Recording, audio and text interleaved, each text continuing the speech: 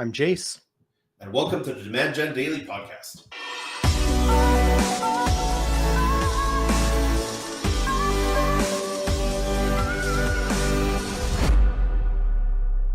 All right, as always, please remember to follow, subscribe, leave us questions. We will answer them in future episodes, and we're going to get right into it around reducing costs to be more competitive in Amazon FBA.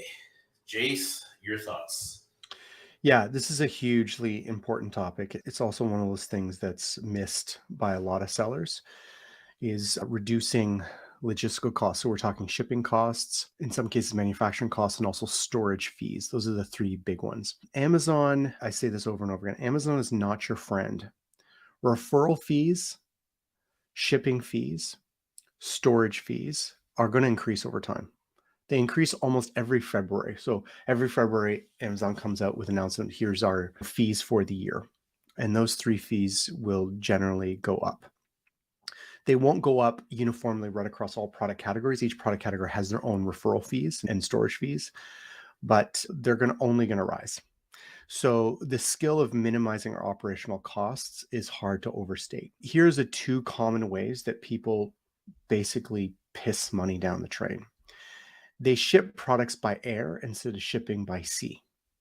And they do that because they're not confident in their sales forecasting. So shipping by boat, by sea, can take anywhere from 60 days to as many as 90 days, usually on average about 70 days. And so you can, of course, ship more and you can ship quite a bit cheaper, like significantly cheaper. But you have to know how many to send. You don't want to send too many. You don't want to send too little. If you send too many, now you're paying extra in storage fees. If you're sending too little, you're running out of stock, and all that work you used to rank now is lost. You're going to go down the rankings because you're out of stock, right? So it's a major issue and it causes a lot of anxiety for many sellers. So you really want to either partner or work with someone who's competent in that, or just get good at it yourself. How do you get good at sales forecasting? You base it off historical sales, either your own, but if you don't have that sales history, you use the sales history or volume based on the product category. You make some educated guesses. Now, there are ways to mitigate not having enough or too much, especially in Q4. So we'll go to the storage side now. So now you've shipped it by sea, ideally. Shipping by air is much more expensive and faster. And for short-term issues, you want to ship by air, but you do not want to do that on a regular basis, right? Right away, you've marked yourself as not as an experienced seller or a savvy seller because you're shipping by air. Once you've shipped by sea, ideally, you don't want to ship right to Amazon FBA warehouse. In the past couple years, 3 years, Amazon's made very clear they don't want to be a storage facility. They want just enough inventory there to sell, and that's it. So in the past, they were much more liberal about how much you could store there, and the fees were reasonable. Not so much anymore. And if you're a new seller, they may only allow 200 units, right? So until you are an experienced seller and you have a track record with them, they will allow for a higher number of units, but oftentimes it might be 200 to 500 units. That's it. So the problem then becomes you want more products here in North America, but you don't want to pay storage fees on Amazon or storage penalties. So if you have too much inventory on Amazon FBA that isn't selling past 6 months, Amazon tacks on a tax. It gets really expensive. And Q4 becomes crazy expensive for storage. They jack up their storage fees. Supply and demand, nasty. Amazon is not your friend.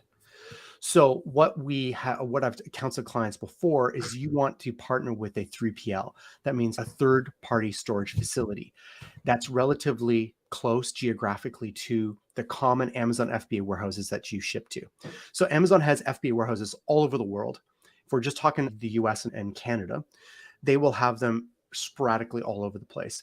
And when you ship, they will tell you which FBA warehouses to ship to. Generally, there's a pattern. And say, okay, I want a storage facility here and here because it's relatively close to these FBA warehouses. It's cheaper and faster to supply them. So let's say I ship 5,000 units of my men's merino wool socks. Okay. I'm really aggressive. I ship them by sea. It takes 70 to 80 days. Now I'm shipping just enough, maybe 500 units to each. FBA warehouse, and the rest goes to a third-party storage facility. Of course, that I've negotiated a longer-term deal that is cheaper, especially during Q4. And then I supply from that third-party facility during Q4 as needed. This is how you reduce your costs, especially during Q4. You can do it all year round, but Q4 is definitely an issue. If you sell, I don't know, swimsuits or something like that seasonal, obviously you want to do that in the spring, early summer, that kind of thing. Those things can matter a lot. I just find a lot of sellers don't do it because it stresses them out. That's a whole bunch of logistical nightmares to work out, but it is going to save you a lot. And it could be the mean, it could be the difference between being able to compete on price longer on a platform that really rewards competing on price, especially in the short term. I'm not saying it's a long term strategy. You don't want to compete on price long term, but it can be really effective. If you are being chipped at the heels come September, October, and the beginning of Q4, you have the power. I can drop my price for 3 weeks and sweat my competitor out. He doesn't know how long I'm going to go for, and come back up. And by that time, my sales and velocity has increased, my sessions have increased, and now I own that again. I've made it more difficult for him to compete. But if you're just bleeding on shipping costs because you're shipping by air all the time, and because you don't have enough, you only have space for 500 units at Amazon FBA, you're killing yourself. You're literally shooting yourself in the foot. Yeah, and we've seen this in the past. We've talked to a few clients or like potential clients where it's, oh, I can't sell more. And it's helped me understand that because like your competitor's selling 4 times as much as you are on the platform for these ASINs. And Logistics. Yeah. their response was like, we keep running out. But it's okay, let's have a chat about this because Yep. if you're telling us that the only reason that you're selling 20K a month on this one item instead of 60 or 80 is your inventory. And by the way, like you have another 5 that have the same problem, like you're leaving hundreds of thousands on the table per month. And it's quite frankly not that uncommon. Like we've seen this all the time. I think I can speak to when I speak to clients, I'm listening to what they're not saying. And I think that a lot of entrepreneurs, they have a vision, they have a plan, they're very product focused, they're brand focused, they're not back end logistical, practical focused. And this whole topic just stresses them out and they would just prefer not to deal with it and win on the marketing side, right? Win on the branding. You need to, if you're at this point, you're at a good point, and it means you need to partner or hire or work with someone who is strong in that area. Tim Cook, Apple, that was his strength. He was the logistics guy. He was the supply chain guy. Right.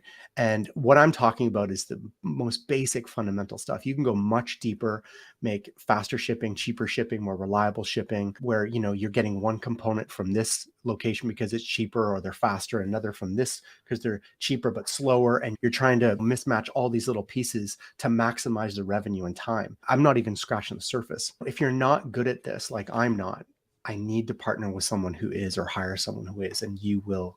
It's hire an accountant during tax time. Don't do your own taxes. Don't do your own logistics unless you're strong in that area. Yeah. Yeah, if that's your strength, absolutely stick to it. You shouldn't be running out of product. Like that's for sure. And your sales shouldn't be limited by product and availability of said product. It happens once because like your product took off right away. Totally understandable. It can happen once because you didn't know that you had the demand that you did. But once you understand that you have the demand, then it's okay, now it's a logistical issue that needs to be tackled moving forward, right? And then the excuse of I could sell more, I just don't have the product, or I can't get it to Amazon fast enough. It's like we need to overcome that ASAP.